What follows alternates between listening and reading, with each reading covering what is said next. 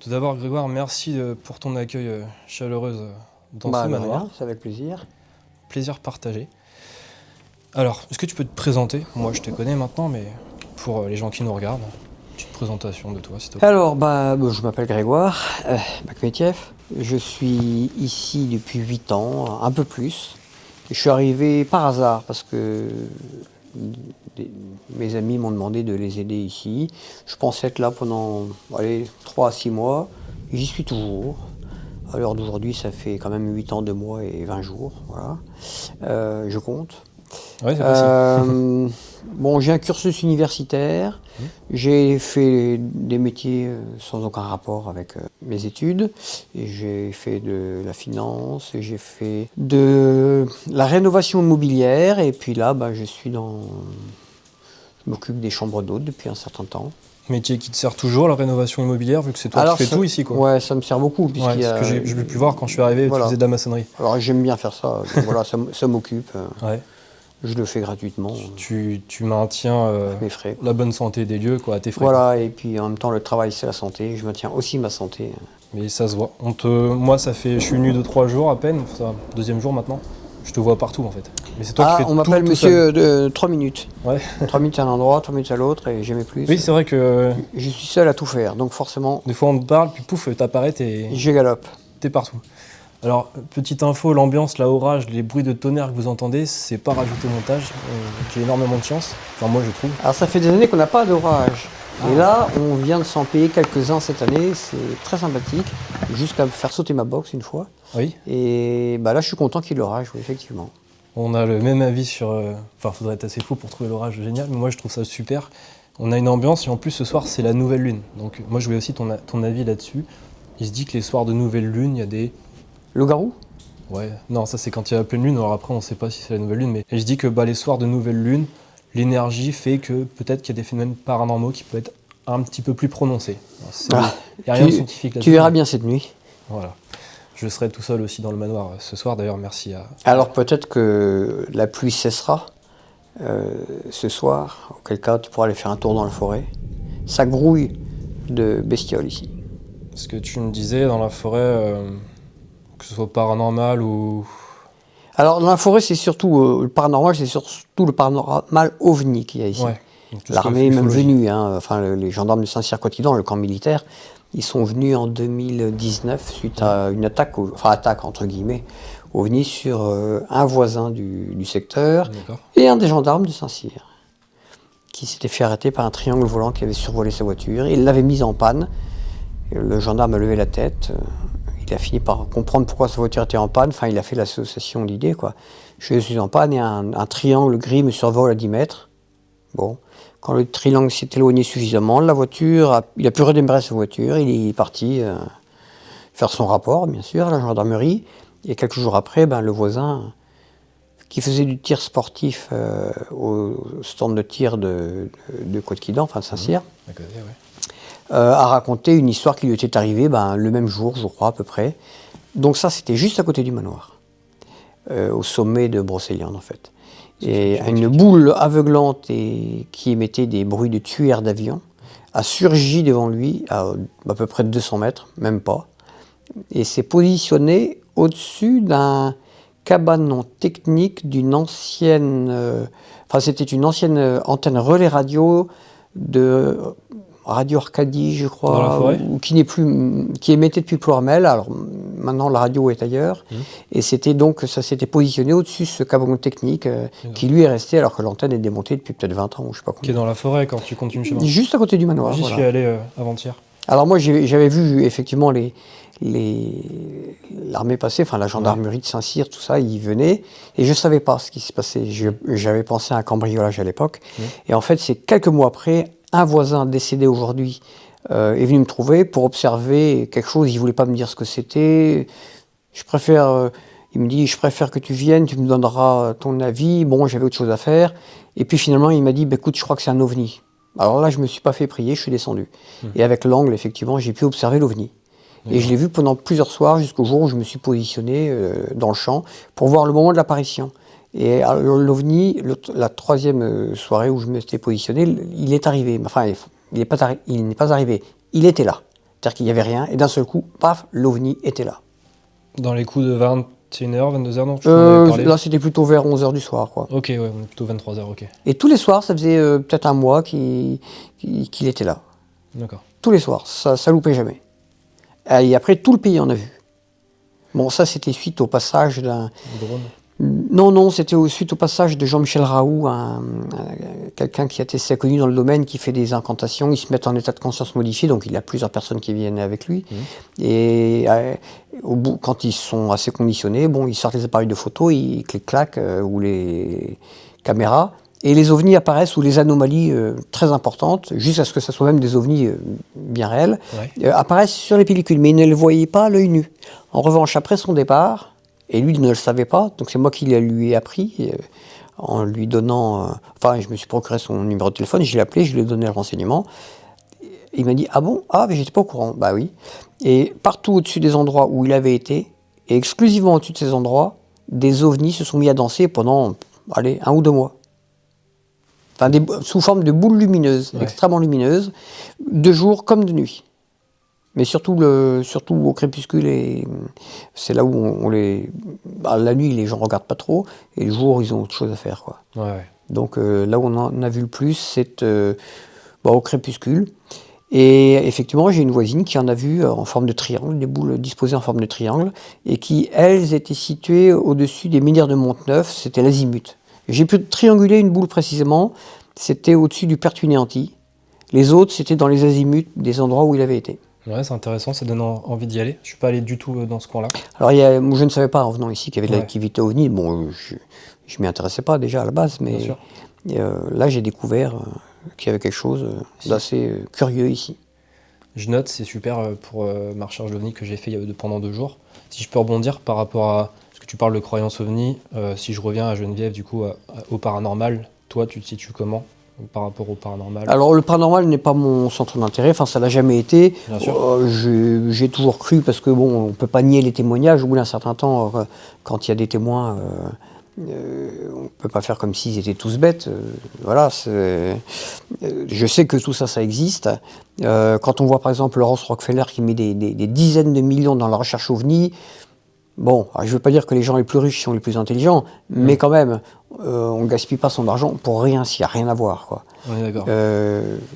Il faut faire en considération, ne pas le nier, et ne pas s'abriter derrière des pseudo-raisonnements en disant ça sera explicable par la science un jour. Certaines choses, oui, mais certaines choses, par nature, on comprend qu'elles ne peuvent qu'échapper à la science. Alors d'ailleurs, dans le livre que j'écris sur les fantômes au manoir, Antise en Brocéliande, je parle du sujet précisément, en disant qu'au bout d'un certain temps, la rationalité, c'est plutôt accepter un fait qu'on ne peut pas expliquer, accepter qu'il existe, qu'on ne puisse pas l'expliquer et éventuellement qu'on ne puisse jamais l'expliquer.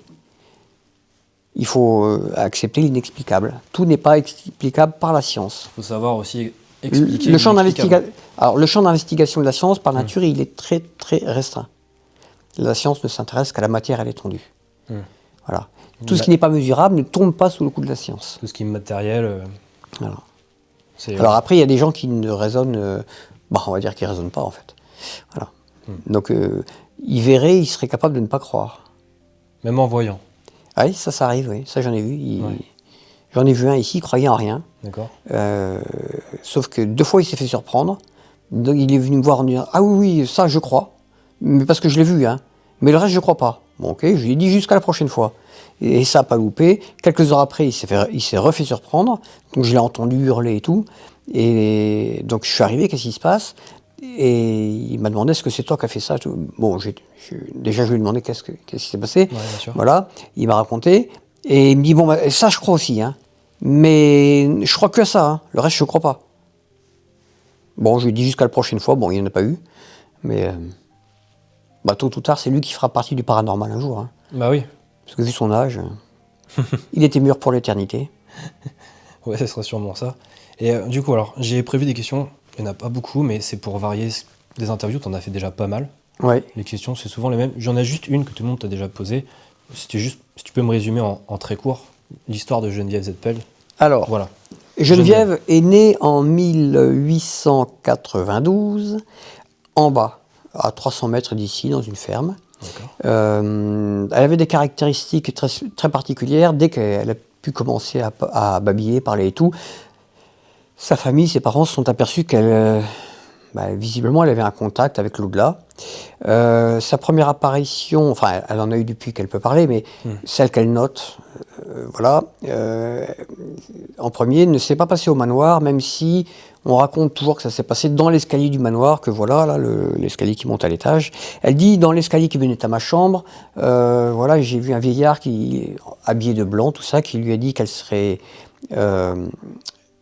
prophète, que sa santé lui serait retirée, et qu'elle la retrouverait, et qu'elle serait un guide pour l'humanité. Voilà. Ensuite, en 1903, ses parents achètent ici, elle vient.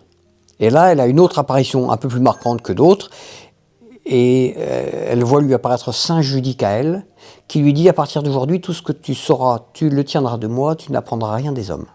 Et dès qu'elle se marie, elle va se marier dans la vingtaine, un peu après là, et elle va se mettre à enseigner des foules, sans avoir lu, sans avoir étudié des sujets en fac, elle a juste son certificat d'études, ça s'arrête là, quoi. Et elle n'est pas reprise par des gens qui sont quand même très instruits sur le sujet, qui, au bout de 20 ou 30 ans ou 40 ans, et personne ne dit que Geneviève raconte des bêtises. Donc son instruction, elle la tient d'où ? Sans doute de ce fameux Saint Judicaël, qui va lui enseigner des tas de choses, dont, à titre d'exemple, la réincarnation, des trucs comme ça. Bon, alors c'est là où il faut se poser des questions. Quand on enseigne, quand un saint de l'Église catholique enseigne des choses radicalement opposées à ce qui lui a valu sa canonisation, au niveau doctrinal, bon, il y a aussi la vie vertueuse, bien sûr, c'est qu'il y a peut-être un loup dans le dossier. Alors, comme je dis toujours, c'est comme si on voyait Mahomet nous apparaître et nous dire, au lieu de nous dire tu te convertis ou je te raccourcis, il nous raconte qu'il faut boire de l'alcool, manger du porc et qu'il n'y a pas de femme au paradis. Il prend un scénario pour apparaître à Geneviève et il le viole aussi allègrement avec les Américains avec les traités internationaux. C'est pas crédible, tout simplement. Il a ses raisons pour le faire. D'accord, il a pris en Saint Judicaël, on est en Bretagne, terre très chrétienne. Il ne va pas apparaître sous la forme d'Isis ou Osiris. Bon, ça aurait été au Caire, pourquoi pas. Mais ici, c'est pas le cas. Au bout d'un certain temps, il faut raisonner. Donc le premier signe du manoir, c'est mensonge, supercherie, usurpation d'identité. C'est le simple raisonnement qui l'implique. C'est-à-dire qu'on mettrait tous les éléments de cette histoire dans les mains d'un enquêteur parfaitement incroyant, un extraterrestre qui descendrait par exemple, alors pas de parti pris, ça ne s'imbrique pas. Le puzzle, on ne peut pas l'imbriquer, quoi. Au bout d'un certain temps, il faut se poser la question. Alors ça va continuer, parce que Geneviève va se marier, elle va partir à Paris, elle va ouvrir un centre spiritualiste. Alors, spiritualiste, oui, pour ne pas dire spirit.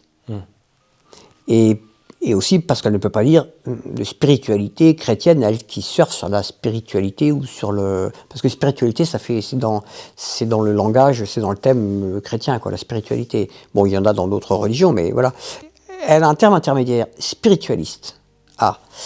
Et elle va enseigner, à qui veut l'entendre, que la quintessence de l'enseignement chrétien, c'est la communication avec les esprits, elle le dit très clairement.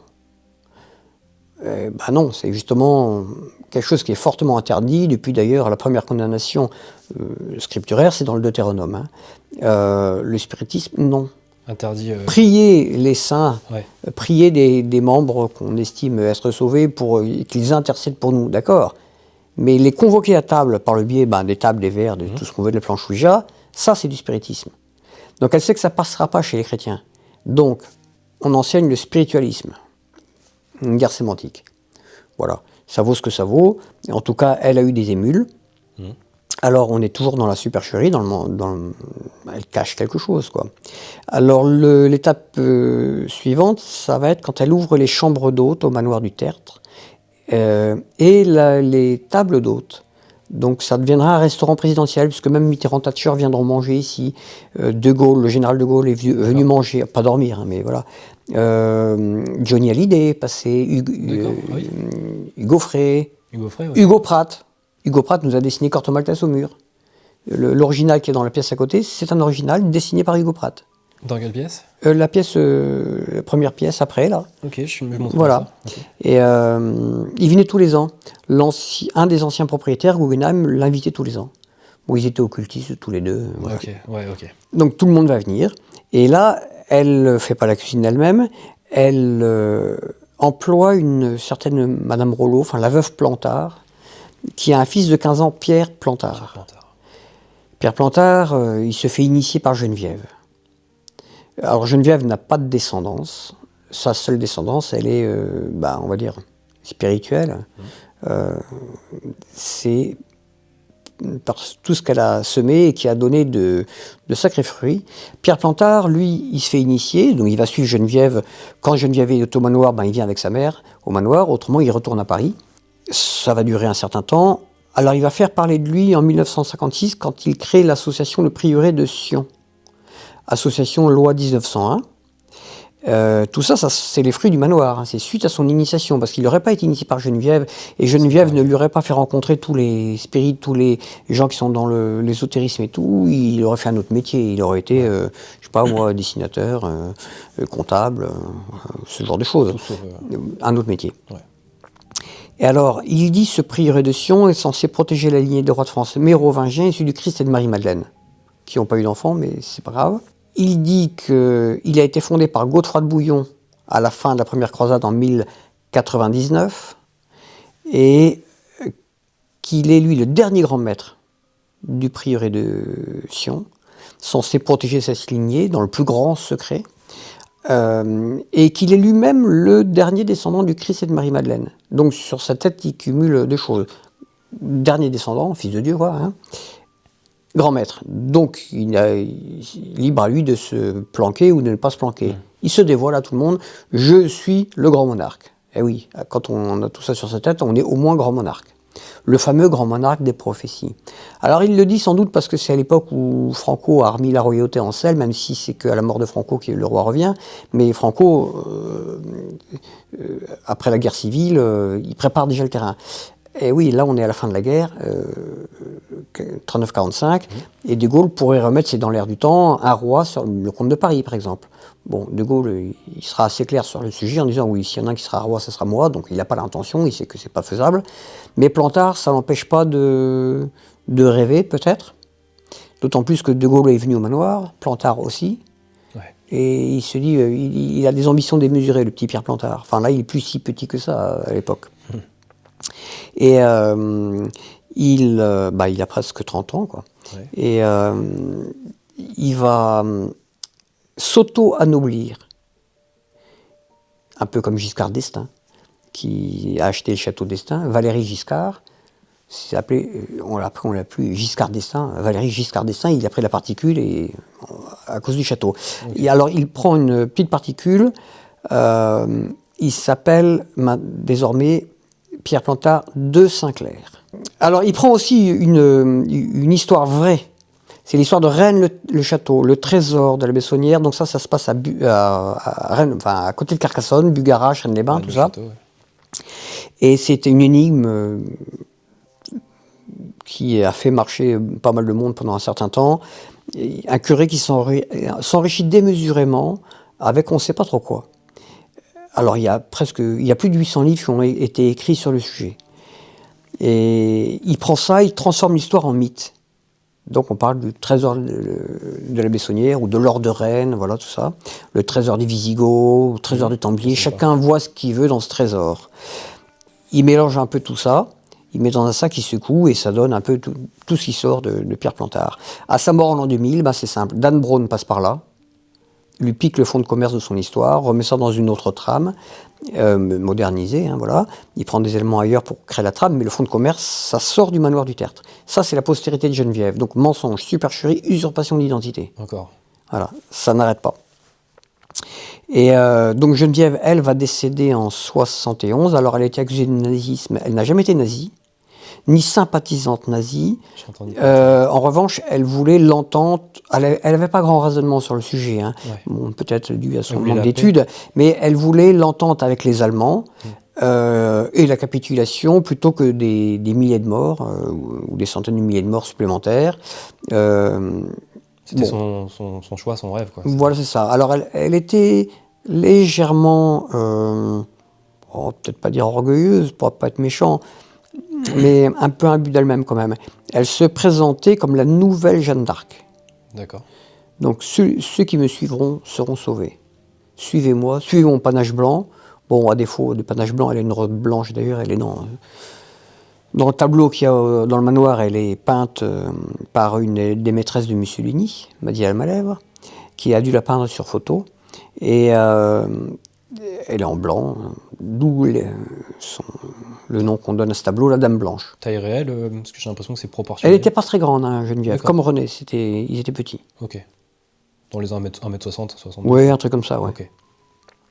Alors voilà, donc elle meurt en 71 et ensuite le manoir passe de main en main, d'occultiste en occultiste, jusqu'à l'actuel propriétaire qui n'est pas dans l'occultisme. Et moi, encore moins. Toi, encore moins. Ah oui. Ça, c'est bien de le préciser. Tu ne fais pas d'occultisme. Non, ça m'intéresse pas. Ok, ça marche. Mais là, j'ai été obligé de creuser le sujet parce que je suis là, c'est tout. Bien sûr. Mais autrement, je suis pas dans le truc, quoi. Enfin, c'est pas une préoccupation. Non. Alors, dans le livre que j'ai écrit, donc Antise en Brocéliande, Le manoir du tertre, une danse avec le diable, dans ce livre-là, je raconte plein d'anecdotes qui sont arrivées. Les fantômes, ça y allait, c'est allié dur. J'étais prévenu, c'est pas pour ça que je suis venu pour aider mes amis. Mais j'ai vécu des choses absolument extraordinaires, jusqu'à me faire défoncer les fenêtres la nuit, chasser des chambres au 2e étage, mes placards de la cuisine qui ont volé en éclats, la grande table centrale qui n'existe plus maintenant, elle a volé en éclats devant 30 personnes à peu près. Enfin, j'ai eu plein de choses, jusqu'aux possessions et aux exorcismes au manoir. Exorcisme de personnes qui... L'exorcisme de personnes dans le manoir. Oui, l'année dernière, j'ai eu une vingtaine d'exorcismes au manoir. Cette année, j'en ai eu 4 pour l'instant. Le mois prochain, j'en ai 5-6. Et ça, alors attention, c'est une erreur de débutant. Peut-être c'est lié à Geneviève ou c'est tout l'occultisme qu'il y a eu autour? Alors, c'est lié à l'occultisme qu'il y a eu autour. Les gens arrivent souvent ici parce qu'ils ont vendu la chose. C'est considéré comme un des plus hauts lieux de hantise en France. Alors, pas en termes de peur ou de choses effrayantes, mais c'était tout le temps qu'il arrivait des phénomènes. Donc, ça attire les gens. Les gens qui sont attirés par ça, souvent, on pratique le spiritisme, et le spiritisme laisse parfois de très grosses traces. Voilà, et ça débouche sur des possessions, schizophrénie, suicide et compagnie. Et de temps en temps, je vois des gens qui viennent pour ça. Et certains ne viennent pas forcément pour ça, mais ils ont un accompagnateur, voire un cohabitant. D'accord. Et je pense que ceux-ci se disent, c'est le moment de jouer un tour à notre propriétaire, nous sommes au manoir. Et ça valse. Alors moi-même, j'ai noté quelque chose que je ne comprends pas, je ne fais que le noter, c'est tout. J'ai aucune explication. Quand moi, je suis témoin personnellement de paranormal, il y aura toujours une fille possédée. J'ai des hommes possédés, des femmes possédées. Quand moi j'ai un souci, il y a toujours une femme possédée. Alors heureusement, c'est pas toutes les filles possédées. Mais à chaque fois, et ça n'a jamais loupé, sans aucune exception. Dans ton entourage ou des clients? Des gens qui viennent ici. De passage? Oui. D'accord. Alors, je vais rebondir sur une question. Tu m'as parlé des événements paranormaux. Pour toi, si tu devais en tirer quelque chose qui pour toi, tu n'as pas vraiment d'explication, qui t'a le plus marqué, un truc. Alors, il y en a beaucoup, j'ai bien compris. Après, j'ai une explication en tant que personne qui comprend ce qu'il y a derrière le spiritisme. Mais quelque chose qui serait vraiment sans explication. Je ne parle pas donc d'un événement les plus paranormaux que j'ai vécu ici. Ici ou ailleurs que le manoir? Ouais, ça peut être ailleurs aussi. Ailleurs. Parce que là, en fait, j'étais furax même, vraiment furax. J'étais en vacances il y a une trentaine d'années en Grèce. Je connais bien la Grèce. Et j'étais sur l'île de Samos. Donc je venais de me taper une journée d'hydroglisseur de Rhodes à Samos. C'est toute la journée en hydroglisseur. C'est du cabotage d'île en île. Et c'est un vrai tape-cul. À la fin de la journée, il n'y a pas d'amortisseur. On a raccourci de 5 cm. Alors moi qui suis des petits déjà. Et donc je me trompe de port, je débarque à Pitagario, je me dis, mon bateau il est à Samos, j'allais prendre un voilier. Et en fait non, j'aurais dû rester. Alors à Samos, je me dis, trop tard pour rentrer. Je trouve un hôtel miteux, mais vraiment miteux. Et je vois juste l'enseigne lumineuse Je rentre dedans, je me couche à minuit, et là j'entends des gens qui grimpent l'escalier, des pas lourds. Visiblement, il y en a 2 personnes, ils tirent une caisse sur le sol, et visiblement, ils en portaient aussi une deuxième. Parce qu'ils ont largué une caisse, ils ont largué les 2 caisses. Bon, des fantômes qui larguaient des caisses, voilà. Et devant ma porte. Et devant ma porte, il y avait une autre porte, dans le couloir en face. Ils ont mis une grosse clé dans la serrure, mais j'imaginais le truc, ça faisait un boucan du tonnerre. Et sans aucune gêne, hein, il était minuit passé. Et je me suis dit, c'est des clients qui arrivent tard le soir, quoi. Et puis je me suis dit, on est au tiers-monde, là, ils n'ont pas de roulette sur les valises. Ils ont traîné les caisses, ils ont été largués au fond de la pièce, et je les entends revenir à la porte, refermer, redescendre en bougonnant, une langue que je ne comprenais pas. Et je me suis dit, je vais attendre qu'ils s'installent, puis après, alors j'ai repris des petits trucs touristiques là, pour les bouquiner en attendant, au bout d'un certain temps, parce qu'ils ont fait 3 ou 4 voyages. Puis à la fin, je me suis dit, tant pis, je vais dormir malgré tout, donc j'éteins la lumière, j'essaie de roupiller, et puis là, ça recommence. Alors au bout d'un certain temps, je me suis dit, je vais aller les surprendre, au bout de peut-être 1h30, pour leur demander de faire moins de bruit. Bien sûr. Je sors, au moment où ils étaient déjà rentrés dans la chambre, et je me suis dit, je vais attendre, le couloir doit être allumé. Pas du tout, il était éteint. Puis là, j'entends plus rien. Comme je vais pas faire toc-toc à leur chambre, je vais me coucher. Et je les entends qui redescendent. Et à la fin, j'étais en éveil, perpétuellement. Et plusieurs fois, je suis sorti, mais à chaque fois, je les ai loupés. Ce qui m'étonnait, c'est qu'il n'y avait quand même pas de lumière tout le pas de la porte. Alors qu'il y avait un petit jour de peut-être 1 centimètre, même pas, quoi. Mais je comprenais pas trop. Et puis, plus j'étais en éveil, plus les bruits se faisaient ténus. À la fin, j'ai entouré comment ça s'appelle, la cordelette de la lampe, et pour, quand je les entendais, appuyer à toute vitesse, par allumer et courir à la porte. J'ai couru à la porte, j'ai ouvert, il n'y avait personne. Toute la nuit était comme ça. Le matin, je vais payer ma note. Et je leur demande ce qui se passe. J'ai cru que c'était à la fin, que c'était les employés du manoir qui avaient une succursale de la cave au premier étage où j'étais. Et ils me regardent en me disant, non monsieur, vous étiez seul. Ah. D'accord, ok. Alors, j'ai rien dit, moi je parle pas grec, donc j'allais pas palabrer. J'ai réussi à me faire comprendre quand même, eux ils parlaient un peu français. Et je redescends vers le port. Et puis là, je me dis, j'avais des points d'interrogation au-dessus de ma tête là, en redescendant. Ça commençait déjà à chauffer un peu, le soleil. Alors je me retourne quand même en me disant, trop tard, j'ai pas l'explication, donc je vois le panneau hôtel, ok. Et je continue à redescendre, je reprends la route à nouveau. Puis je me retourne une deuxième fois en me disant, non, c'est trop bête, il faut que je retourne leur demander, il y a un truc qui va pas, qui cloche. Ça travaille. Et puis j'envisage la côte, ça grimpait. Je me suis dit, non, allez, tant pis, je repars. Et là, une 3e fois, je m'arrête, et je fais 10 pas à peine. Et je pose même le sac à dos par terre, en me disant, non, je vais perdre du temps, c'est pas grave. Et je retourne.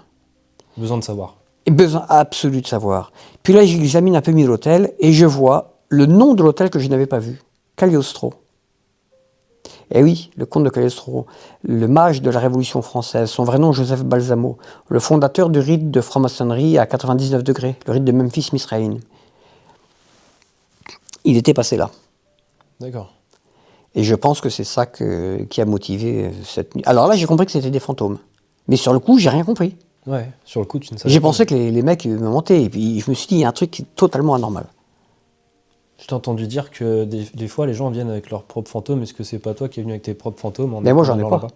T'en as pas? J'ai pas de fait. Moi, je suis pas dans le paranormal du tout. Ouais, ok. Non, mais Et en revanche, dans 2 ans, un autre endroit avant où j'avais été, qui était un endroit hanté, je ne le savais pas du tout aussi, je m'étais fait surprendre. Et même le fantôme m'avait fait sortir en pleine nuit, en plein orage, 3 fois. En plein orage. En plein orage. Je le raconte dans mon bouquin. C'est mes 2 phénomènes paranormaux. Et c'est pareil, je suis sorti pourquoi? Parce que je ne savais pas que c'était un fantôme. On m'appelle, on demande de l'aide, je sors. Je mettrai ce passage-là où tu parles de ton bouquin, de ces 2 événements que t'ont plus marqué. Oui, je raconte ces 2 événements, oui. Ok. Et ici, dans le manoir, pas quelque chose de toi, mais une personne qui vraiment a été choquée et tu l'as cru parce que vraiment, par son état, ça t'a marqué, je veux dire. J'ai été témoin aussi, c'est quand une femme, le 16 mai 2018, a été importunée 3 fois dans la journée par 2 fantômes, et il a fallu que je les chasse. Moi, je ne les voyais pas, ces fantômes. Mais je la voyais hystérique et tout, donc je montais, elle hurlait, j'arrive dans la chambre, je lui ai dit de faire un exorcisme, je lui ai dit comment faire. Elle l'a fait le premier coup, bon, je redescends, ça hurle une deuxième fois, je remonte. Au moment où j'ouvre la porte, les fantômes partent, elle me le dit. Je lui dis, écoute, refais la même chose, s'ils reviennent, et moi je vais faire autre chose. Une troisième fois, elle hurle, et là, le fantôme, il n'y a plus qu'un fantôme. Il ne part pas quand je suis là. Moi, je ne le vois pas, mais je ne sais pas si elle me ment ou pas. Je me disais, elle était possédée, je le savais. À la fin, c'est moi qui posais les questions, elle les transmettait. C'était un exorcisme que je faisais par son intermédiaire. Donc le fantôme a fait exactement comme Saint-Judic a alimenté. Voilà. Et donc j'ai réussi à le chasser sous forme d'exorcisme. Catholique, au nom de Jésus-Christ, tout ça, voilà. Et il est parti. Alors moi je me suis dit, hystérie ou pas, je ne sais pas trop, parce que j'ai vu qu'il se calmait à la fin d'un seul coup, elle s'est calmée à la fin de l'exorcisme. Ouais. Sauf qu'à minuit pile, moi j'avais un peu laissé passer cette histoire-là. Il faisait beau temps, il n'y avait pas un nuage dans le ciel, ciel étoilé, pas un souffle de vent. À minuit pile, quelqu'un vient tambouriner, mais comme un forcené, au 2e étage sur mes fenêtres. Ce sont de très grandes fenêtres là-haut. Et c'est dans la chambre verte. Quand tu dis tambouriner, c'est vraiment... Des gros coups, ça. Et je les voyais vibrer, donc j'ai même pas eu le temps. J'ai pensé à une tornade. Immédiatement, je me suis dit, une tornade, orage d'été. Oui, en mai, on n'est pas en été. Ouais. Voilà, déjà à la base. Et je me suis dit, ça va casser les fenêtres. Donc j'ai pas osé m'approcher parce que j'ai pensé que si la fenêtre cédait, d'abord, comme je n'avais pas eu le temps de rallumer la lumière, il n'y avait pas beaucoup de lune, eh bien, je me serais éventuellement fait mal aux mains parce que ça aurait été trop violent si ça cédait. Et surtout, j'ai pensé, il y aura peut-être un appel d'air, tellement le vent est violent, et je vais dégager par la fenêtre.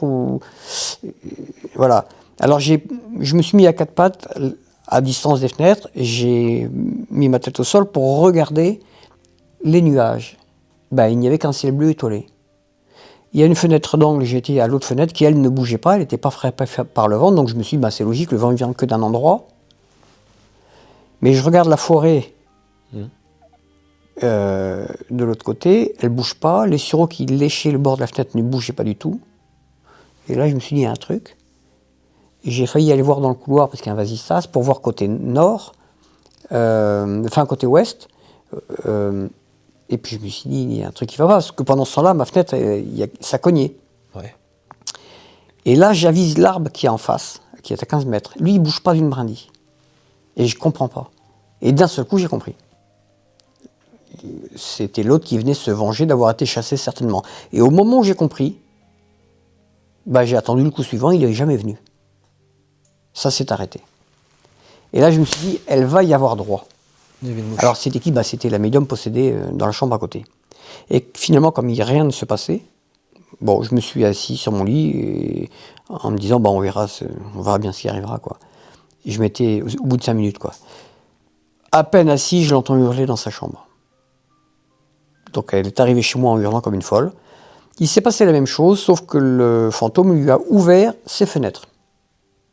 Et l'a chassé de sa chambre. Donc elle a dormi dans mon lit, d'appoint, je précise. Oui, oui. C'est bien de préciser. Oui, je précise. Ouais. Et donc on a fermé sa porte à clé, éteint la lumière, fermé les fenêtres. Et le lendemain matin, quand on est rentré dans la chambre, la lumière était allumée.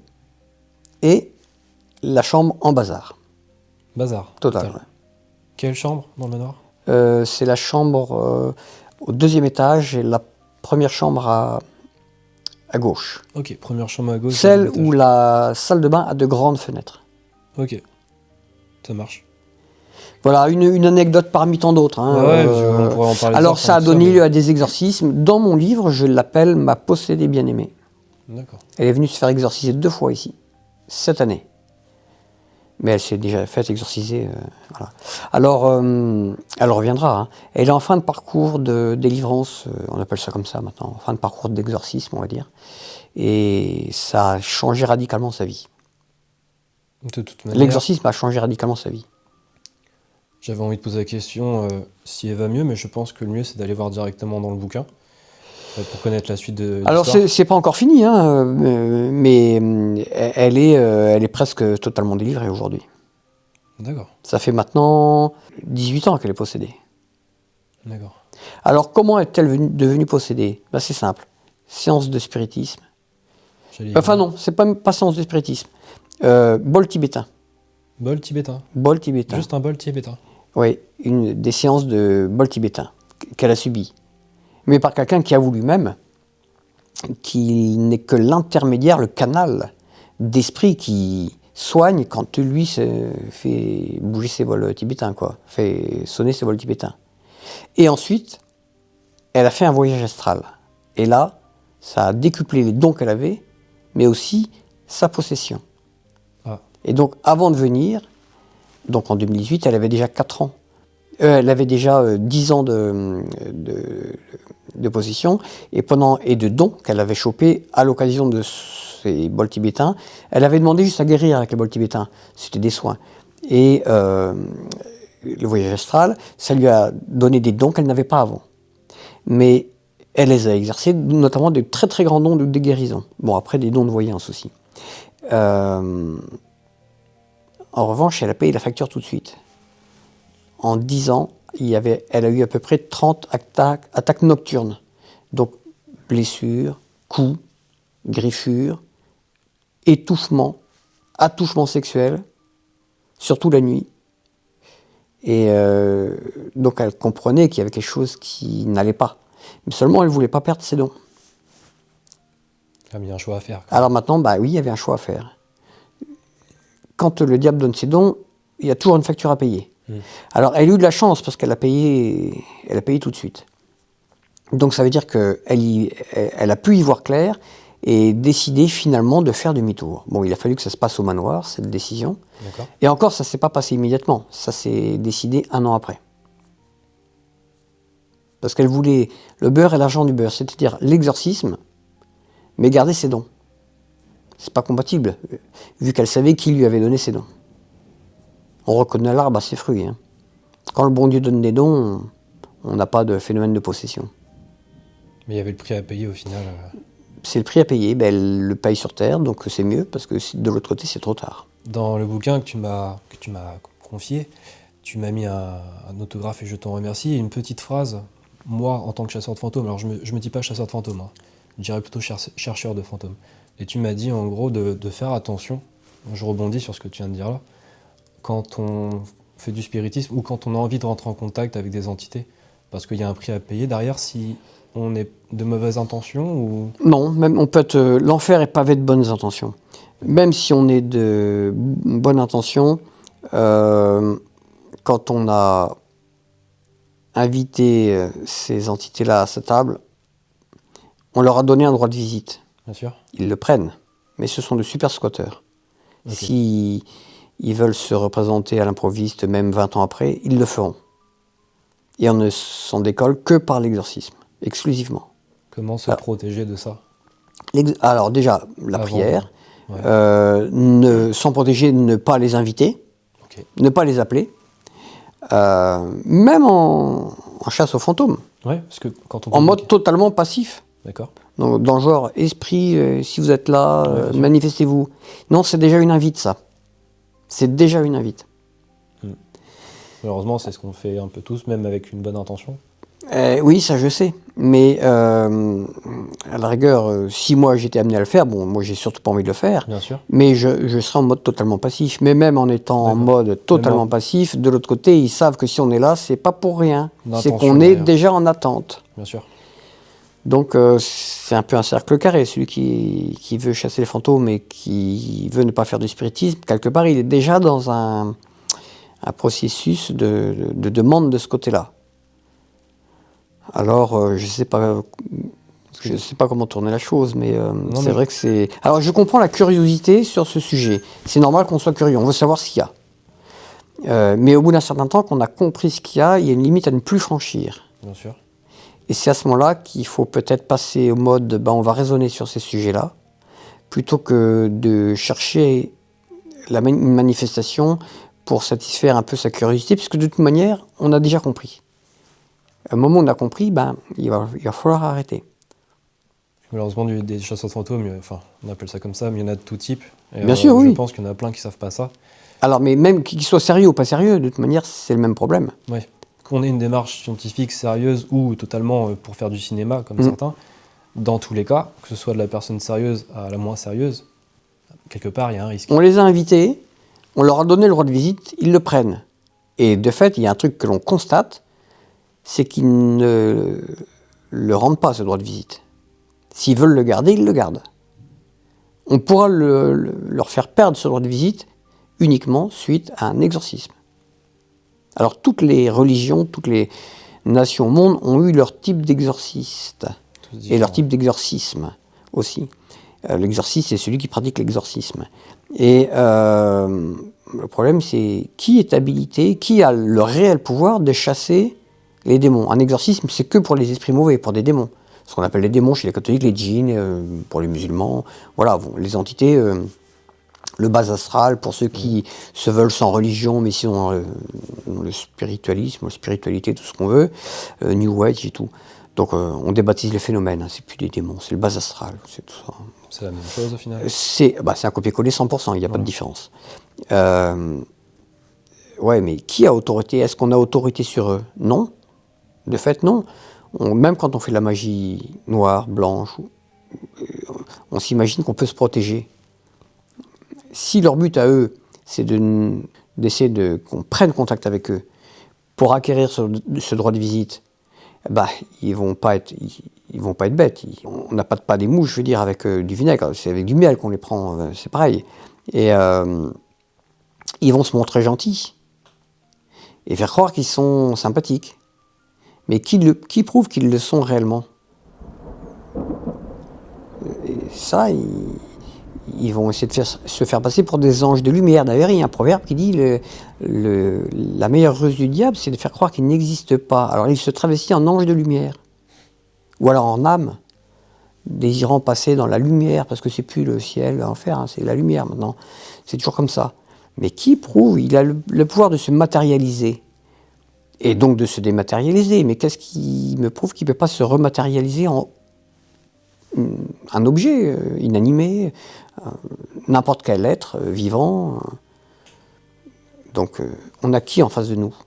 Quelle est l'expérience qui va les obliger, les contraindre à manifester leur réelle identité? Il faut que ce soit un être qui ait pouvoir sur eux, qui les y oblige. Mais nous, on n'a pas ce pouvoir sur eux.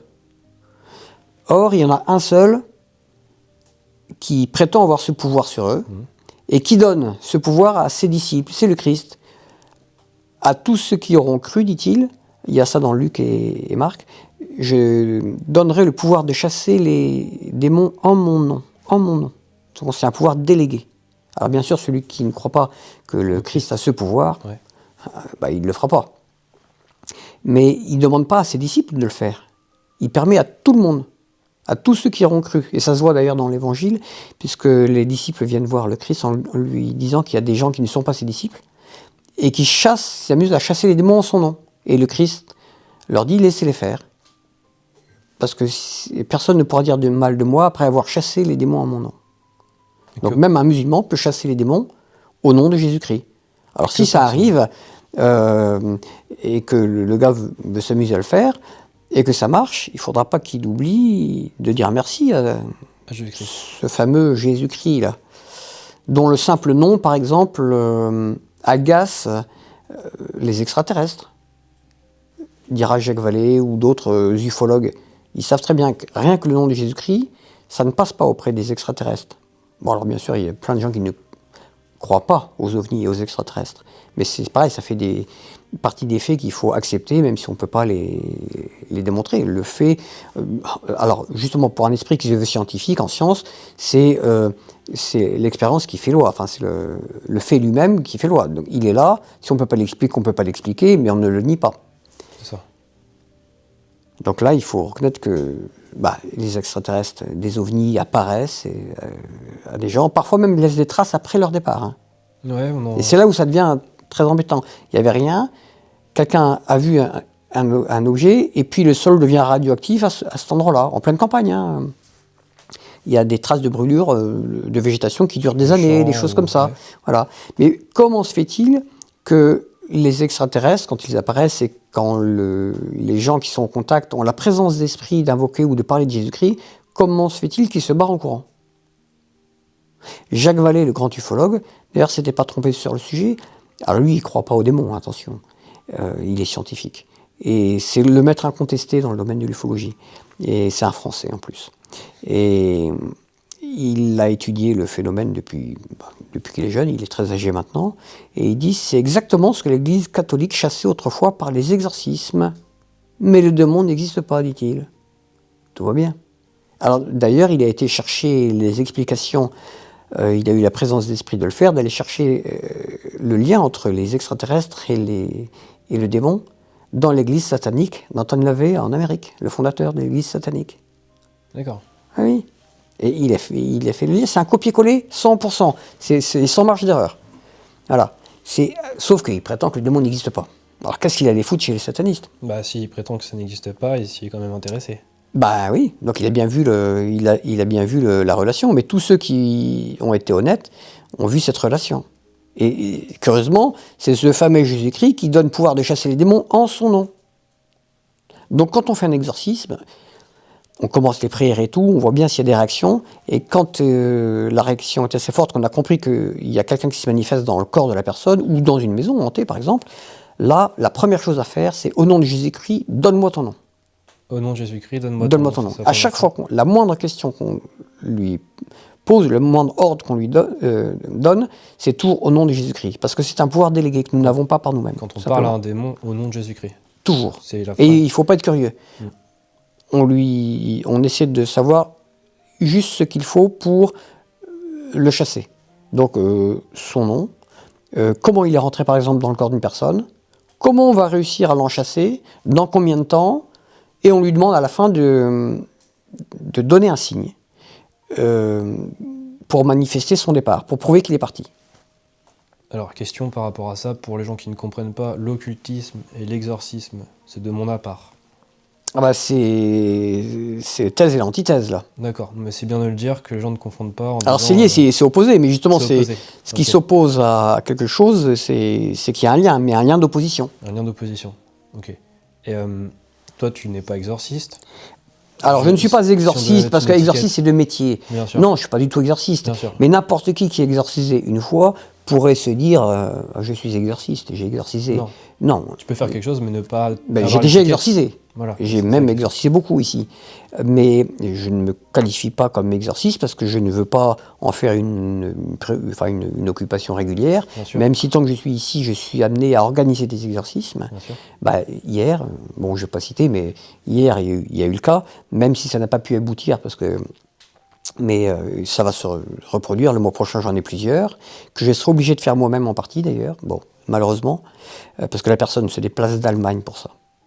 Il a fait de la route pour te voir. Ouais, pour ça.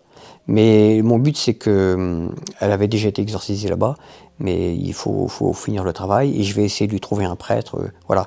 Bon, moi je suis surtout l'organisateur. Okay, et moins j'exorcise, mieux je me porte, on va dire, parce que je ne suis pas du tout là-dedans. Okay. Là, je suis dans le panier de crabe. Moi, je me suis toujours tenu éloigné de ça parce que c'est pas c'est pas que j'ai fui le truc. Ma vie, c'est pas ça, c'est tout. Mais t'es tombé dans ce panier de crabe, on peut pas. Pour aider mes amis, et du coup, j'accepte la situation, c'est tout. Bien sûr. Voilà. Ça s'arrête là. Et dès que je pars, ça sera fini, je pense. Dès que tu partiras, ce sera fini. Oui, sauf si j'ai acquis une certaine expérience, d'accord. Mais j'ai pas envie de devenir. Le Christ donne à tous ceux qui auront cru, et le voudront bien sûr. Mais moi, je le veux pas. Je crois, ok, mais je le veux pas. Après, si je suis obligé de le faire pour aider, c'est comme quelqu'un qui se noie, il tend la main, ben, on la prend. C'est tout. C'est comme quand tu dis je crois mais je ne ferai pas, je mets l'étiquette mais tu n'iras pas faire chasseur de fantômes ici. C'est pas Non, mais de toute manière, j'ai pas eu besoin de les chasser. Pas besoin de le faire. Je les ai vus assez souvent. Ils ici. viennent de toute manière. Oui. Et c'est pas que Geneviève, est-ce que ça peut être René? Est-ce que ça peut être des entités que les gens ramènent? Alors, c'est pas Geneviève qui a pas. Quand Geneviève, ou du moins le fantôme de Geneviève, ou celui qui usurpait le fantôme de Geneviève, bon, peut-être Geneviève, pourquoi pas, apparaissait, c'était même pas dans le manoir, c'était à l'extérieur du manoir. Elle apparaissait derrière le mur de la propriété là où il y a les voitures, ou dans le champ cultivé après l'herbe là. Elle faisait signe aux employés du restaurant à l'époque de sortir, donc elle était habillée comme sur le tableau, elle faisait des signes comme ça avec la main, venait. Donc les gens, les employés, bon, quelqu'un appelle quoi. Ils sortaient, soit à la fenêtre, soit à la porte, et le fantôme avait disparu. Mais qui prouve que c'était Geneviève? Ça arrivait plusieurs fois ou... Ah oui, plusieurs fois. Mais qui prouve que c'était Geneviève? C'est toujours pareil. Oui, bien sûr. Okay. Comment le savoir? Il aurait fallu que les employés aient la présence d'esprit de lui dire « Au nom de Jésus-Christ, donne-moi ton nom ». Mais imaginons que ça soit la voisine du coin qui se fait interpeller au nom de Jésus-Christ. Ils passaient pour des imbéciles, les mecs. Oui, c'est ça le truc. Ouais, si c'était pas autre chose qu'ils avaient vu. Ben voilà. Mais c'était peut-être pas Geneviève. C'est ça. Et en l'occurrence, ce soir, j'ai choisi de dormir dans la chambre de Geneviève. Elle est décédée apparemment. Alors, je sais pas trop, personne, même sa fille, on sait pas trop. À mon avis, elle est décédée dans son lit au 2e étage. Elle a été exposée dans le lit au 1er en attendant que les croque-morts l'embarquent. Ok. Dans le lit à baldaquin. Ok. Il y a son 2e lit à l'étage. Quelle chambre? La jaune. Okay. Tout à fait au bout du couloir. C'est une grande chambre? Oui, c'est une grande chambre. Ouais. Okay. C'est celle où il y avait René aussi? Et René est mort là-haut, oui. D'accord, 2e étage. 2e étage. Ok, ça marche. Moi, j'ai décidé de dormir dans la chambre de Geneviève. Donc, visiblement, c'était plutôt le lit où elle était exposée, un certain temps, en tout cas, après sa mort, en attendant d'être descendue. Alors, des fois, j'entends des Elle s'est fait descendre. Et tu me diras ce que tu en penses, mais tout à l'heure, j'écoutais des gens qui voulaient réserver. Il y en a qui veulent pas dormir tout seuls. Alors oui, j'ai des chasseurs de fantômes qui viennent le week-end prochain et ils veulent pas dormir tout seuls. Ils avaient prévu plusieurs chambres, ils veulent pas dormir tout seuls. D'accord, bah, c'est un choix qu'on respecte. Hein. Les chasseurs de fantômes qui ont peur. Oui, bon, moi ça me fait rigoler. Mais c'est rigolo. Non, parce qu'après, là ils viennent à 3, mais le lendemain ils viennent à 20. Comment ça, ils viennent à 20? Oui, il y aura une vingtaine de personnes. D'accord. Ah, ils vont s'entasser dans les chambres, ils se débrouillent. Et c'est quoi ces vingtaines de personnes? C'est des personnes... Je connais pas. Ouais, c'est des abonnés à eux, certainement. Ouais. Moi, j'ai envie, non pas que... J'ai déjà fait une nuit, hein, d'ailleurs, tout seul, je t'ai pas raconté ma nuit. Alors, il y a eu de l'orage à 4h du matin, ça m'a réveillé, comme il y a de l'orage encore là tout de suite. C'est assez rigolo comme ambiance. Alors, je suis pas médium, hein, attention. J'ai eu une sensation de pesanteur au niveau du torse à 3h du matin. C'est-à-dire, j'ai filmé ma nuit. Ce n'est pas de l'apnée du sommeil? Je pense pas faire de l'apnée du sommeil. Mais tu t'es réveillé ou pas? J'étais pas endormi, j'avais du mal à m'endormir, mais je me suis senti vraiment... oppressé. Alors, est-ce que c'est l'ambiance? Alors oui, l'ambiance, elle est très belle, hein, cette chambre, attention. Mais elle a une ambiance, voilà... un baldaquin de 400 ans, ça laisse des traces. Et c'est ça. Je sais pas si je suis le bienvenu ou pas, mais en tout cas, je suis dans un endroit où moi, je suis un inconnu. Et j'ai cette sensation. Alors, est-ce que c'est l'effet de suggestion? J'en sais rien, mais je l'ai filmé, et on me voit me lever, et j'ai une drôle de sensation. Mais néanmoins, j'ai envie d'y retourner cette nuit.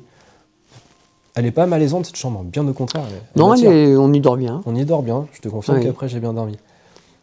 Alors après, j'ai eu, même en pleine journée ici, j'ai eu, d'ailleurs, une personne travaillant dans le nucléaire. D'accord.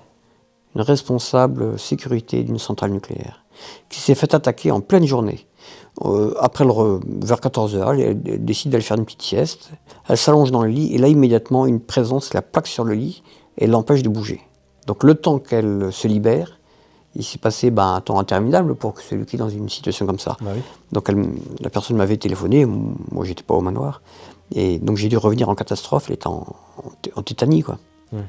Et je l'ai fait dormir dans c'était une femme, un autre château, quelque temps. Et elle s'est fait attaquer de la même manière. Dans un autre château. En pleine journée. C'est elle qui... Quelqu'un qui vient s'asseoir sur elle. Elle ne peut plus bouger. Ça me donne envie d'aller dormir dans la chambre ce soir, c'est sûr. Alors non, c'était dans la chambre jaune, tout à fait en haut. Deuxième étage au fond, ok. Deuxième étage, chambre jaune. J'y ferai un tour. J'hésitais à dormir dans la chambre de René et Geneviève, mais je sais pas, le côté. Elle a attendu qu'on vienne s'occuper d'elle quand elle est décédée dans cette petite chambre. Moi m'attire plus qu'autre chose maintenant. C'est la chambre où les chasseurs vont le plus. Hein. Ouais. Ouais. J'avais vu que Gus DX avait choisi la chambre au deuxième étage. Tout au fond à gauche, il avait pris celle-là, lui. Possible, oui. Ouais. Bon, après. Je me rappelle pas. Je pense qu'il n'y a pas une chambre attitrée ou autre où il se passe quelque chose. Non, pas spécialement. C'est lié aux personnes. Mais c'est vrai que la chambre à baldaquin, il s'est passé des trucs bizarres. Beaucoup de fuites. Des gens qui doivent se barrer en courant, même la nuit. D'accord. Ouais.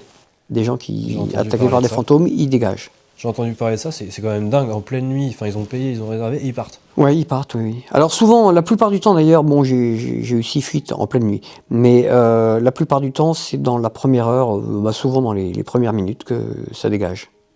En hurlant parfois. Hein. D'accord. Ouais.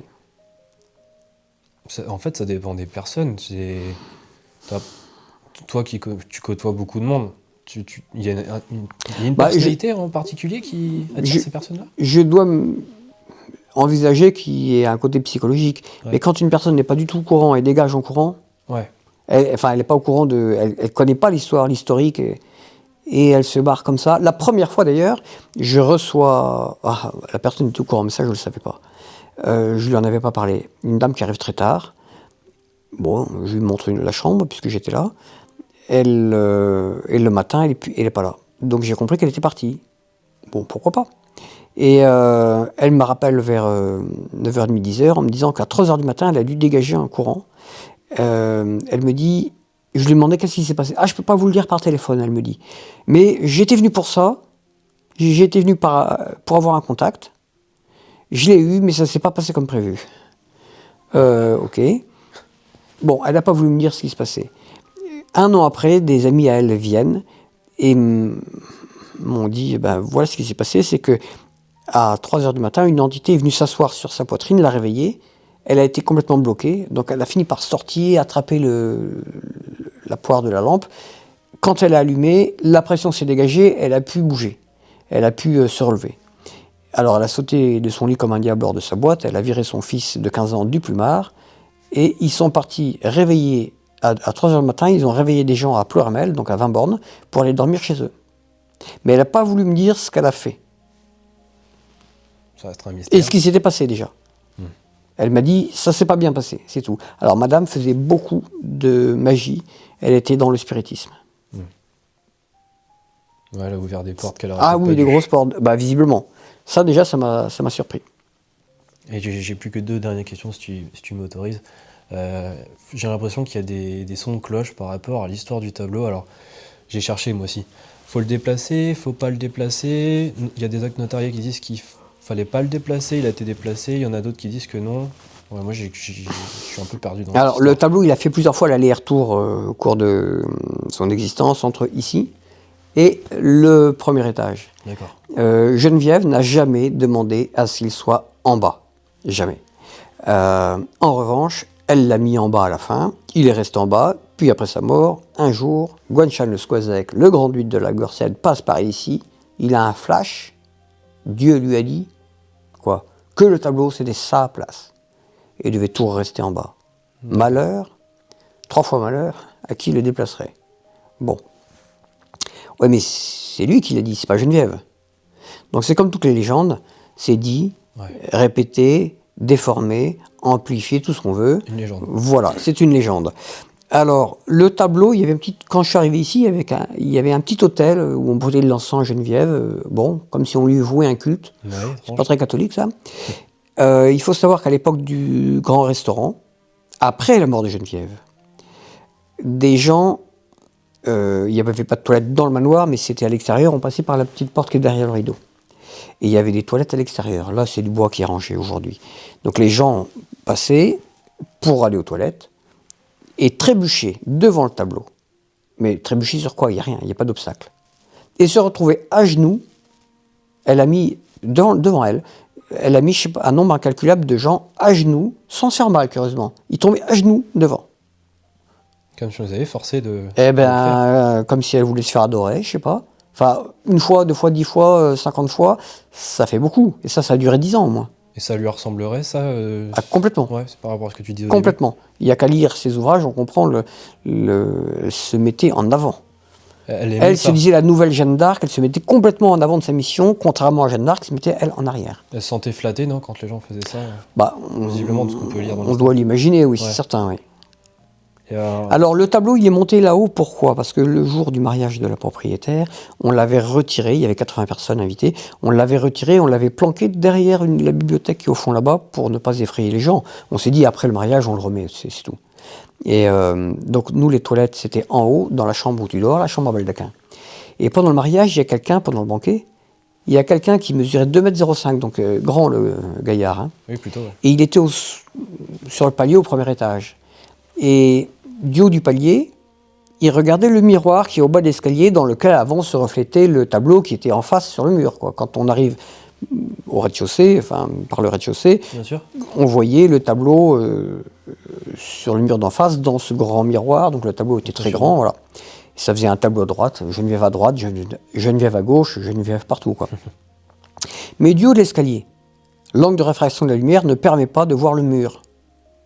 Encore moins un tableau qui n'y est plus depuis 3 jours. On ne voit que la moitié, voire les 2/3 de la pièce au sol. On ne peut pas voir le mur. Et même s'il avait pu voir le mur, il aurait vu le mur à l'autre bout, mais pas ici. Alors, il a dit, j'ai vu une dame en blanc sur un grand fond, un grand cadre, sur un fond bleu, mais il aurait pu voir la mer, la montagne, n'importe quoi. Alors, on lui a montré en photo. Il a dit, bah, il me semble que c'est ce que j'ai vu. Donc, il ne l'a pas vu en vrai encore. Après le départ, on ne l'a pas, après le départ de tout le monde, on l'a pas remis, enfin la propriétaire ne l'a pas remis au mur. C'est celui qui était au manoir à l'époque, qui a décidé de le remettre en haut de l'escalier, qui était une de ses anciennes places. D'accord. Et c'est là où on voit qu'il y a vraiment de la légende, c'est que lui se faisait défenseur, le gardien de la tradition sacrée. Le tableau en bas, c'est sa place, avec un grand S. Sa place. Il n'y en a pas d'autre. Et donc, c'est quand même valorisant de garder, d'être le gardien du truc, quoi. Voilà. Sauf que, quand il a eu un infarctus, moi je suis venu, et j'ai remarqué qu'il avait mis le tableau là-haut. Alors, à son retour, je lui dis, tiens, Milton, enfin c'est le nom que je lui donne dans le bouquin, j'ai vu que tu as remis le tableau, mais au premier étage. Alors, il a dit oui, tout ça. Bon. Quelque temps après, il y a une dame qui se disait médium, qui passe ici, et ce gars-là essaie de lui vendre autre chose. Parce qu'elle dit, ah, le tableau n'est pas en bas, ben, j'y crois que c'était sa place qui ne devait pas bouger et tout. Alors, Milton, qui avant se faisait le gardien de cette tradition, le tableau doit être en bas, sous peine de malheur, d'un seul coup lui a dit, bah oui, mais vous savez, il y a une prophétie qui disait qu'un jour, un homme viendra et le remettra à sa vraie place. Ouais. Et il est monté au premier étage. Et alors, bah, la dame lui a dit, mais alors, c'est qui cet homme? Enfin, ce messie, c'est moi, madame. Ouais. Alors là, je me suis un peu marré. Oui. Parce que j'ai fait la réflexion, hein, parce qu'après ça, je raconte l'histoire, mais je me suis vraiment marré. Ben, chacun, quand on se croit autorisé à faire une prophétie et à justifier un truc, alors lui, c'était sa place en bas, et puis il dit que c'est sa place en haut, c'est pas compatible. Ouais. C'est soit l'un, soit l'autre. C'est soit l'un, soit l'autre. Voilà. Alors lui n'avait pas l'autorité du grand truc de la Gorsette, donc on a oublié l'histoire, sauf que je l'ai popularisé dans mon bouquin. Bon, et ça, c'est des gens qui disent avoir des ressentis étranges en regardant Geneviève. Dans le tableau, ils ont l'impression d'être observés. Alors, est-ce que c'est un effet de la peinture qui donne cette... Alors oui. Voilà. Il y a un effet de la peinture parce que ça, c'est une technique, on centre les yeux là au milieu. Ça a été académisé à la Renaissance. D'accord. Il y a beaucoup aussi un côté psychologique, certainement. Mais n'empêche que l'année dernière, le tableau a déclenché 2 possessions. Devant moi, hein. 2 possessions. Ça se manifeste comment? Les personnes, d'ailleurs, c'était 2 femmes, dont une qui était professeure de religion. et qui a demandé à se faire exorciser quelque temps après. Et c'était un sort qu'elle avait eu au Maroc. Et c'était une fille de là-bas, enfin une métisse. Et donc elle rentre en possession. Donc moi, j'avais repéré tout de suite. Et bon, il y en a une, j'ai rien dit. J'ai fait comme si voilà. Parce que j'étais en bas et j'ai compris, elle est restée coincée 3/4 d'heure, quoi. Ah oui, quand même. Ouais. Et l'autre, ça s'est passé devant moi, donc je ne pouvais pas ne pas voir. Ouais. Mais son mari a essayé de noyer le poisson en disant oui, ce sont ces esprits guides et c'est plutôt bon signe. Et elle a repris le dessus en disant oui, c'est. Voilà. Bon, on a quitté le tableau, on est allé voir ailleurs. Et ça allait mieux après. Oui, sauf que quelques jours après, l'esprit s'en souvenait encore, je crois. Et ils m'ont appelé de l'autre bout de la Bretagne où ils étaient pour, sur le chemin du retour, bénéficier de la présence d'un prêtre pour se faire exorciser. Donc toi, quand tu exorcises, il y a un prêtre qui vient avec toi? J'ai appelé le prêtre. De préférence, oui. S'il y a un prêtre qui est disponible, oui, autrement c'est moi qui le fais. Okay. Mais le problème, c'est que ça, c'est un gros problème qu'on n'a pas chez les autres religions, chez les musulmans, chez les protestants, les trucs comme ça. Même si les protestants, c'est quand même le monde chrétien, mais c'est pas des... Voilà, c'est autre chose. Chez les animistes et tout, eux, ils croient. Le catholique croit très peu. Le diable a réussi à faire croire qu'il n'existait pas, qu'il n'existe pas. Aujourd'hui, il est traité de forme pensée. Ça veut dire quoi, une forme pensée? Bon, c'est un mot qu'on a forgé. Bon, après, il y a tout un fondement, tout un historique des idées philosophiques tordues qui ont amené la chose, on va dire. Le diable, c'est à l'intérieur de nous. S'il est traité comme une métaphore, le nouveau rituel de Jean-Paul II traite le démon comme une métaphore. C'est pour ça que ce nouveau rituel ne fonctionne pas. Alors, en droit canon, les prêtres ont quand même le droit d'utiliser l'ancien rituel s'ils le veulent. Heureusement. L'exorcisme du Vatican, dont Gabriel Amorth, décédé il y a peut-être 15 ans maintenant, ou plus, j'ai plus l'époque où il est mort, le disait lui-même, ça a été fait par des gens qui ne croient pas au démon, ou qui s'en moquent totalement, ou qui lui vouent un culte. Au Vatican. C'est eux qui ont fait le nouveau rituel. Donc forcément, la meilleure ruse du diable, c'est de faire croire qu'il n'existe pas. Moi, je connais des gens qui exorcisent des formes pensées. Bon courage. Le diable n'est pas une forme pensée. Quand on a compris ce qu'il est capable de faire, là, on a du mal à... C'est quand même difficile de douter, quoi. N'importe qui peut s'essayer, tout simplement. Il faut le faire, hein, c'est tout. S'il y a un problème, on le fait, et puis on voit bien ce qui se passe. Mais cette histoire de croyance qui n'existe pas, ça devient la loufoquerie, quoi, au bout d'un certain temps. C'est pas rationnel, justement. Ok. Bon, de toute façon, si les gens veulent en savoir un peu plus, dans le bouquin que tu as écrit, ça parle un peu de toi, de l'histoire du lieu. Oui, alors ça parle pas mal d'exorcisme quand même, parce qu'il y a beaucoup de pratiques qui font appel à des esprits, comme les Reiki. Oui. Les gens ne savent pas, les Reiki, je suis désolé, on fait appel à des esprits. Le maître Reiki n'est que le canal d'une entité, qui est bien sûr un être de lumière, hein, ça va tout hors de soi, ça. Voilà. Qui soigne. Mais ça, la solution du problème est dans l'énoncé pour le Reiki. On soigne avec des symboles. Ah oui, mais un symbole, le problème, c'est que c'est inefficace par nature. Le symbole s'adresse à une intelligence qui le décrypte et qui va agir ensuite, après l'avoir décrypté. Il tire son efficacité d'une intelligence qu'il décrypte, c'est tout. Le symbole par lui-même, comme le feu rouge, c'est pas lui qui fait arrêter la voiture. Non, faut le ça s'adresse à l'intelligence du conducteur. Voilà, qui lui agit. Mais ça ne peut pas être l'intelligence du maître Reiki qui active le symbole. Alors déjà, le symbole étant censé être le catalyseur des énergies de l'univers dans lequel on est déjà, donc ça devrait déjà agir, sans qu'on fasse rien. Ça ne marche pas. Et quand on trace le symbole sur la partie malade de la personne, par exemple, ou je ne sais pas quoi, il faut réciter un mantra 3 fois. Mais le maître Reiki, il peut... moi, par exemple, qui ne suis pas Reiki, je peux m'amuser à tracer le symbole, à réciter le mantra. Il ne se passera rien. Si on ne m'a pas ouvert le canal. On commence comme ça, on ouvre le canal à la personne, et ensuite on lui apprend tout sur le sujet. Eh oui, mais s'il avait fait avant, il ne se serait rien passé. Il recommence une seconde après, ça marche. Il s'est passé un truc. Pourtant, si le symbole s'adresse à une intelligence, l'ouverture du canal n'apporte aucune information au niveau intelligence. D'ailleurs, la personne se tait, le maître pose la main sur l'épaule ou fait un autre signe. Tout se passe en silence, il n'y a aucun enseignement à ce moment-là. Donc, si ça ne s'adresse pas à l'intelligence du Reiki, ça s'adresse à une autre intelligence, qui elle est de l'autre côté.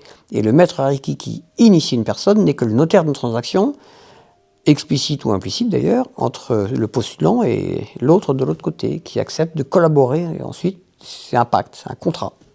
Quand l'autre se lève en pleine nuit, par exemple, pour faire sa séance de Reiki, de l'autre côté, il y en a un qui ne dort jamais, qui répond, il s'est engagé par contrat, il est toujours présent. J'ai vu l'exemple d'une fille qui est passée maître Reiki, 3e degré, et quelques semaines après, c'est du sang qui s'est mis à perler des murs de sa maison. Elle a dû déménager d'ailleurs. D'accord. Donc, si elle ne voit pas de lien de cause à effet, c'est qu'il y a un petit problème. Et ça se termine, généralement par des exorcismes. En fait, on en revient toujours au même, que ce soit les chasses aux fantômes ou ce genre d'expérimentation de séance, c'est se protéger en fait.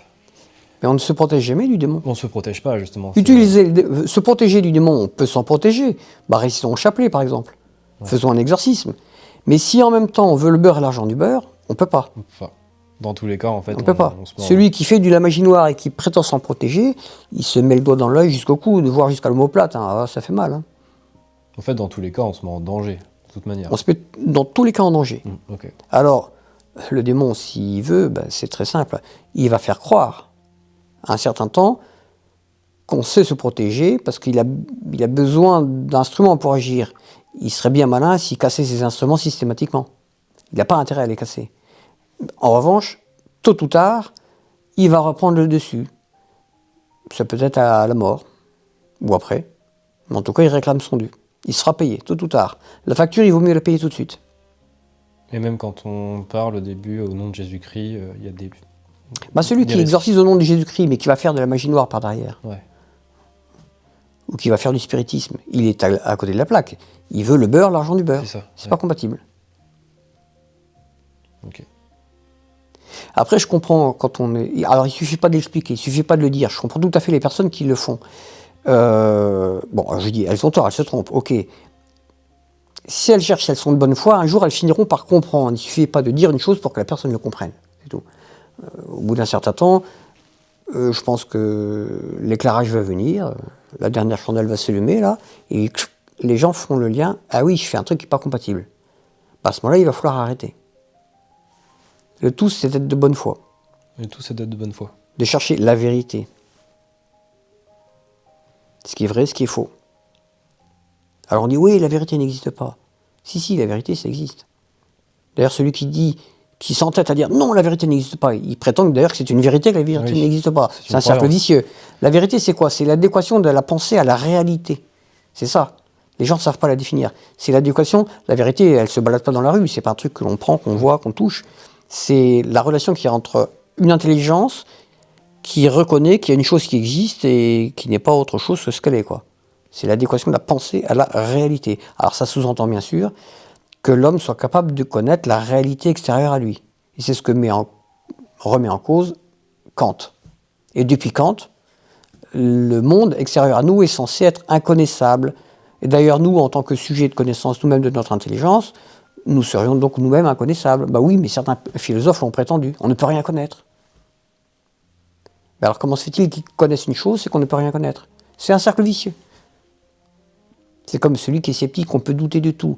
Ok, d'accord, prends ta bagnole, fonce à contresens sur l'autoroute et tu vois le poids lourd, rentre dedans. Il ne doutera pas longtemps là. Voilà, en pratique, personne ne peut être sceptique. En pratique. Mais en théorie, c'est une maladie qui marche très bien. Avec tout ça, écoute, Grégoire, j'ai fait le tour de mes questions, tu m'as même donné pas mal d'autres informations, je te remercie pour tout ça, c'est très précieux pour ceux qui vont regarder la vidéo. Après, on pourra en avoir d'autres. Je pense qu'il demande à être complété, je sais pas ce que tu en penses. Oui, sur l'exorcisme, ça demande à être... Parce que moi, je peux en parler... ça demande à être complété, oui. Je peux faire une vidéo de 20 minutes, mais je pense que les gens vont... Et la suite, c'est ça le problème, c'est que c'est un autre sujet. C'est vrai que c'est pas le sujet là, mais j'en ferai un petit teaser, je pense. Donc ça, on verra ensemble, mais hyper intéressant. Concernant le manoir Geneviève, tout ça, je te remercie. Moi, j'ai pas mal d'informations. Je ne serai pas sous l'effet de la suggestion. Je vais faire mon truc comme je sais faire à ma manière. Oui. Et puis, on se reverra. Puis, je te dirai ce qui s'est passé ou pas. D'accord. En tout cas, je te remercie, Grégoire, pour... de rien. Pour ton accueil aussi. Merci beaucoup.